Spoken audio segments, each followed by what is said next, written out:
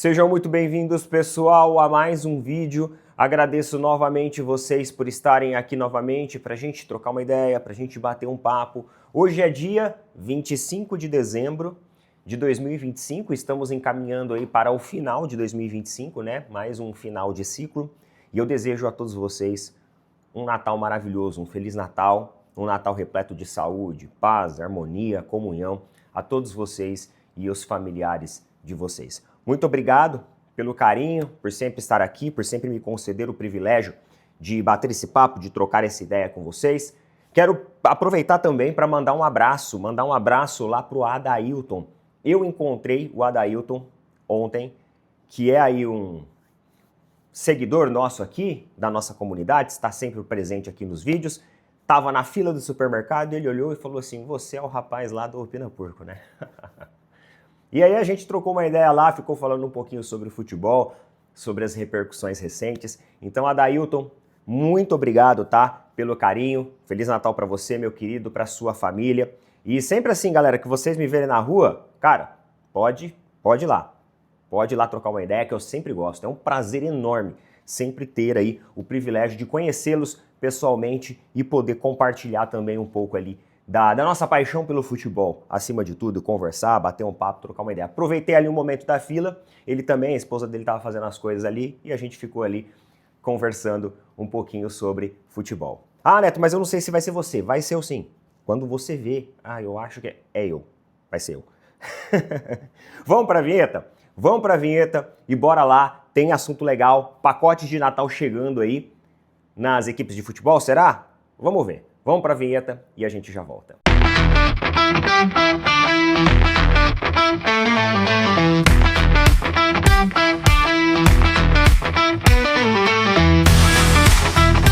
Bem, meus amigos, vamos começar aqui aquecendo os nossos motores.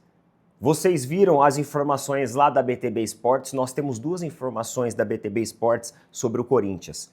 E por que a gente repercute essa informação e ela é relevante? Porque o Corinthians está numa mudança ali dentro dos seus integrantes da diretoria. E o Corinthians escolhe o seu novo diretor de futebol desde a queda do Fabinho Soldado, que era o diretor que estava até então no comando da gestão de futebol do Corinthians. E agora eles têm dois nomes. Dois nomes que, na minha opinião, não são por acaso. São espelho e reflexo do trabalho que fizeram no passado na gestão de outros clubes. Marcos Braz, que hoje está no Remo, e Bruno Spindel. São dois nomes cotados para assumir a direção de futebol do Corinthians, isso, claro, se eles aceitarem. Então você tem dois ex-dirigentes rubro-negros na mira do Corinthians. E a minha ideia é muito clara. O Corinthians ele faz um benchmark, o Corinthians puxa um referencial de equipes que estão ali no topo do futebol brasileiro. Eu não acho que o nome do Marcos Braz seja um nome ruim, não. Não acho. Marcos Braz, cara, ele tem os defeitos dele, mas ele também é um cara muito bem relacionado. Ele é um cara que articula o bastidor no mercado de futebol. Ele é um cara que aquece, ele é um cara que tem contato, que tem conhecimento. Ele é um cara político. Ele é político. Num bom sentido da palavra, ele é rato de futebol. Num bom sentido, pelo amor de Deus, tá? Não tô dizendo que o cara é um rato, não. Eu tô falando que o cara é rato do futebol. É aquele cara que conhece, sabe, os atalhos, conhece tudo sobre o futebol. Se envolveu em algumas polêmicas ali no passado, a questão da virilha e tal, mas aquilo dali já passou. O cara, ele é um profissional bom sim, viu? Se você falasse assim, Neto, você prefere o Marcos Braz ou o Anderson Barros, diretor de futebol do Palmeiras? Marcos Braz, com toda a certeza do mundo. Ele pode cometer os erros dele, mas ele acertou também em muita contratação que ele fez no Flamengo. Ele acertou também. Tá? E é um cara bem relacionado, é um cara que conhece, tem contato. E você tem também o Bruno Spindel, né? O trabalho do Marcos Braz, para mim, ele é um trabalho que ficava mais evidente no Flamengo. O Bruno Spindel, como eu não acompanhava assim, né, a fundo os bastidores, ficava um pouco mais distante das informações do Bruno Spindel, né? O Marcos Braz a gente já sabia, porque sempre fazia negociação de jogadores, conduzia ali o planejamento de temporada, então a gente sempre trazia isso aqui. O Bruno Spindel, eu não conheço tanto o trabalho dele assim. Acredito que os torcedores flamenguistas vão poder falar melhor sobre o trabalho do Bruno Spindel, mas é um outro nome também que surge aí nos bastidores do Corinthians, beleza? E outra informação aqui, galera, da BTB Esportes, é o que o IFFHS, que é o Instituto Federal de História do Futebol e Estatística, é um instituto com muita credibilidade, trazendo estatísticas esportivas, trazendo ranqueamentos dentro do mundo esportivo. Para você ter uma ideia, uma pesquisa que acontece em mais de 120 países, com jornalistas do mundo esportivo especializados. Eles trouxeram o top 10, os 10 melhores técnicos do mundo. E nós temos 2 técnicos de equipes brasileiras que estão nesse top 10. Isso é muito bacana em termos de visibilidade. Claro, a visibilidade aqui fica mais em evidência a pessoa do técnico. Mas, lembrando que o nome do clube vem logo na sequência. Então é outro fator importante aí. E o Abel Ferreira, ele ficou em 9º lugar nessa lista. Primeiro lugar, eu não preciso nem dizer quem ficou. É esse mesmo que você falou, o Luiz Henrique, técnico do PSG. Em segundo lugar, o Enzo Maresca, que é o italiano, técnico do Chelsea. Terceiro lugar, o Hans Flick, o alemão, que é o técnico do Barcelona. Depois, em quinto, você tem o Kompany, que é o técnico do Bayern de Munique. Aí, ó, o Xabi Alonso, só em termos de curiosidade, da Espanha, ele ficou em 8º lugar. O Abel Ferreira ficou em 9º lugar. E o único representante brasileiro, Felipe Luiz, ficou em 10º lugar. Então, tanto o técnico do Palmeiras quanto o técnico do Flamengo ficaram aí na 9ª e 10ª colocação, respectivamente. Neto, mas, pô, o Felipe Luiz ganhou tudo nessa temporada. Você não acha que deveria ter ficado na frente do Abel? Acho. Ah, mas o Abel já tem uma história já de 4, 5 anos antes, tem mais tempo, mas para mim a questão de tempo aqui é irrelevante. Eu aposto que você tem técnicos de 20 anos de carreira que não tá aqui. E você tem técnicos mais jovens, como por exemplo o Arteta, que tá aqui. Como por exemplo o Xabi Alonso, que tá aqui. Então não é uma questão do tempo de trabalho desenvolvido. Se tempo significasse qualidade, você tem profissionais mais jovens que podem ser profissionais melhores que profissionais mais velhos, não tem? Em todo lugar você tem isso. Se você buscar um advogado, se você buscar um médico, se você buscar um arquiteto, nas profissões aí em geral, do nosso dia a dia, do nosso mundo, a gente tem isso em inúmeras vezes. Então eu acredito sim que o Felipe Luiz poderia ter ficado na 9ª colocação, de verdade, em virtude de tudo que conquistou nessa temporada. E o Flamengo foi uma equipe taticamente construída e melhor que o Palmeiras. Ele foi. Uma equipe que atacou mais, uma equipe que propôs mais jogo, foi mais ofensiva, fez muitos mais gols. Saldo de gols do Flamengo no Brasileirão, galera, do Flamengo e do Palmeiras, a diferença acho que foram mais de 20 gols. Foi quase o dobro de diferença. Então, na minha opinião, sendo sincero, tirando o clubismo de lado, o Felipe Luiz na frente do Abel. Isso não resta dúvida. Mas de qualquer forma, é bom você ter equipes brasileiras e técnicos que atuam no futebol brasileiro aqui. Porque isso pode servir de visibilidade a outros técnicos que talvez não pensariam no Brasil como um destino, mas vendo todo ano, ó, o Brasil ali, pô, Mundial de Clubes Brasil, nas eliminatórias, nas fases eliminatórias. Intercontinental, Brasil, pô, até ali a final com o PSG, né, agarrados, caras em cima. Os melhores técnicos do mundo. Brasil, tá aqui, atua no futebol brasileiro, um é brasileiro. Então são coisas que começam a fazer com que o profissional técnico, ele enxergue o Brasil também talvez como um destino. Pera aí, vamos começar a olhar melhor para lá, porque os caras lá estão ficando em evidência. Ainda mais os europeus, que às vezes têm uma visão tão subestimada de nós. Então eu acho importante.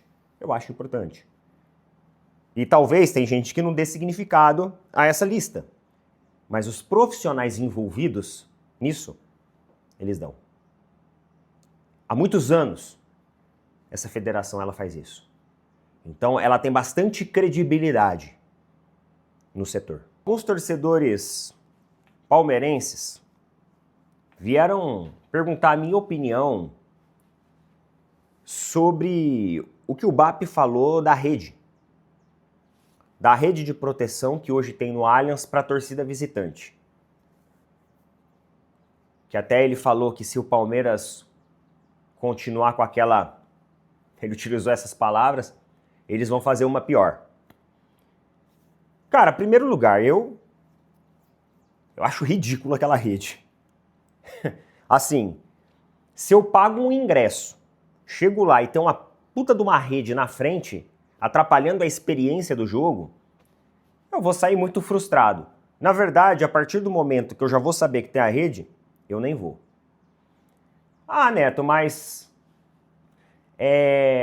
a rede é para os torcedores adversários. O ambiente para o torcedor adversário, ele não tem que ser confortável. Não, tudo bem. Tu não vai colocar o torcedor num camarote, uma visão centralizada, privilegiada.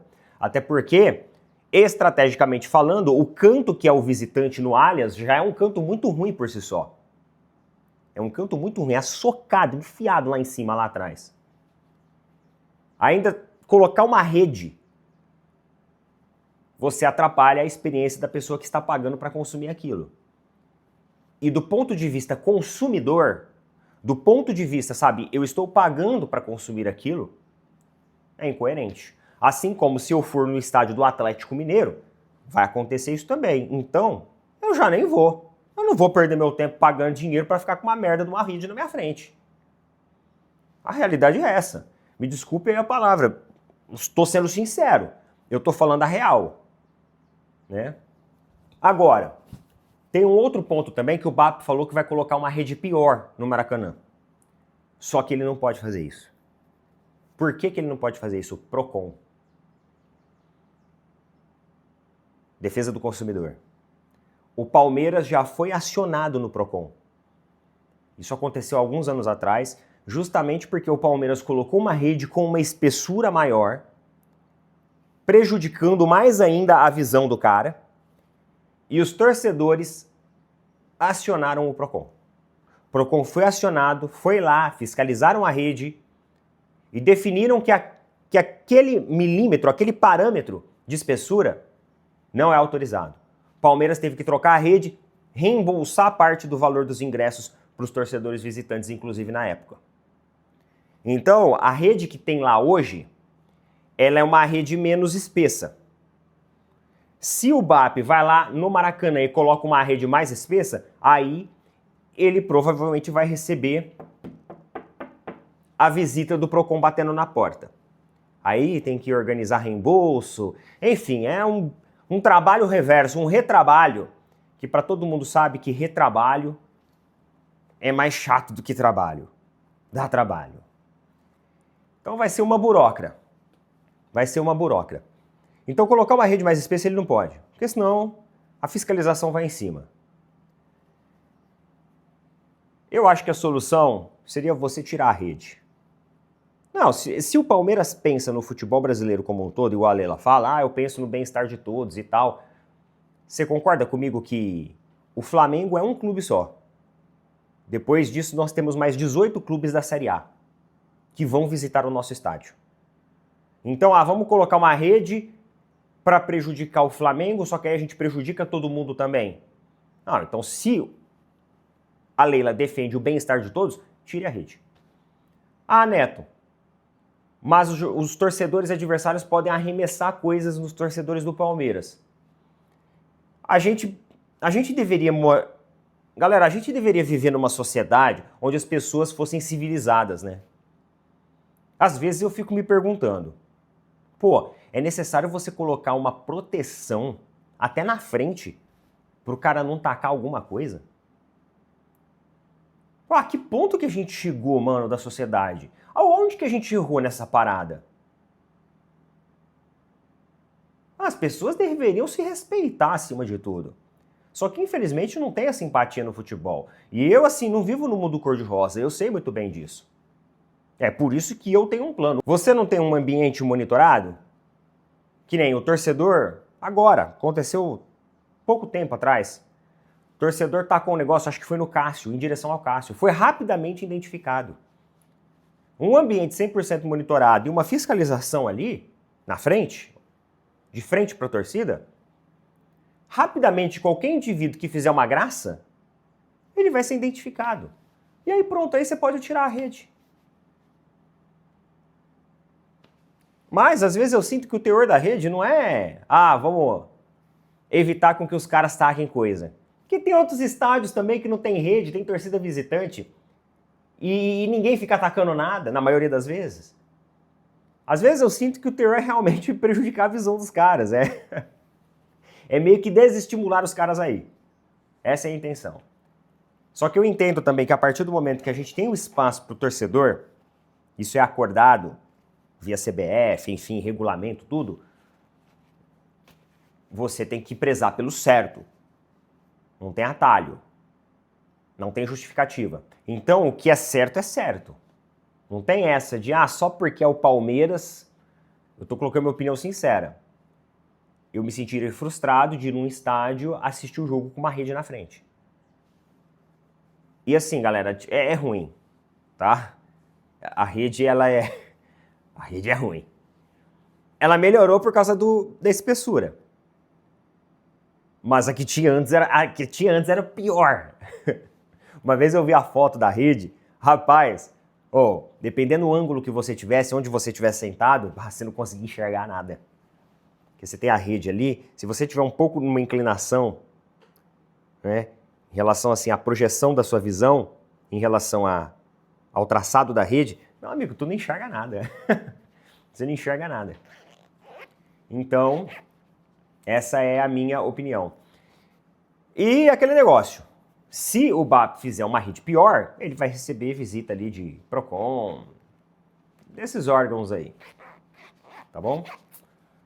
Então é essa a minha opinião. Tem como a gente chegar num acordo e agradar todo mundo. E meus amigos, é Natal! E temos notícias natalinas. Valeu, Natalina! Para vocês, o Palmeiras demonstra interesse nas últimas horas, né? Ontem à noite para hoje sai a notícia que o Palmeiras demonstrou interesse na contratação de Marlon Freitas. Aquele mesmo. Piscadinha. Do Botafogo. Minha opinião, não gosto. Neto, você não gosta do jogador em si ou você não gosta tecnicamente falando? Tecnicamente falando, não gosto.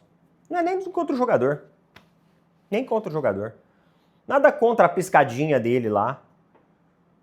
Né? Indecente pra cacete. Mas também levou, né? Fez a piscadinha, tomou uma virada. Só que tecnicamente falando, pra mim, não é um jogador que não tem nada. Nada, absolutamente nada. Eu vi vários palmeirenses elogiando o jogador e tudo bem, cada um tem a sua opinião. Mas pra mim, tecnicamente, um jogador muito fraco. O Marlon Freitas, o que acontece? Ele pegou ali 2 temporadas que você tinha um elenco bem construído do Botafogo, principalmente na temporada de 2024, né? E ele ganhou a ascensão. Só que ele ganhou a ascensão em um time coletivamente muito bom. Depois que você tira a Almada, depois que você tira Luiz Henrique, o Botafogo ele começa a desmanchar. Então não é um nome que me agrada. Eu não acho que é um jogador que... Eu vi torcedor do Palmeiras falando, nossa, ele tem espírito de liderança, ele é um jogador dedicado. Eu até entendo que ele é um jogador dedicado, isso não tem como negar. Mas espírito de liderança, eu não consigo enxergar no Marlon Freitas um cara que o Pulgar deu um chute na canela e ele vai intimidar o Pulgar. Eu não consigo enxergar isso.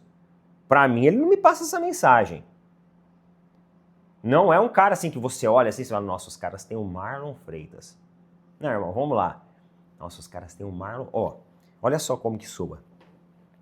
Semana que vem, final do Campeonato Paulista, Corinthians e Palmeiras. O Palmeiras vem com Marlon Freitas. Intimida? Não intimida. Não intimida. Então, assim, não gosto do nome, tá? E já joga real pra vocês. Espero que nem vá pra frente, de verdade. O Botafogo não deseja liberar o atleta. Então, acredito que as conversas nem vão evoluir. E aí, então, meus amigos, falamos um pouquinho de tudo. Eu acho que a gente trouxe um mix bem interessante de assuntos para um 25 de dezembro. Tá muito bom, né? Coloca a opinião de vocês aí. Sempre muito importante pra gente. Tamo junto. Valeu, falou. Até mais.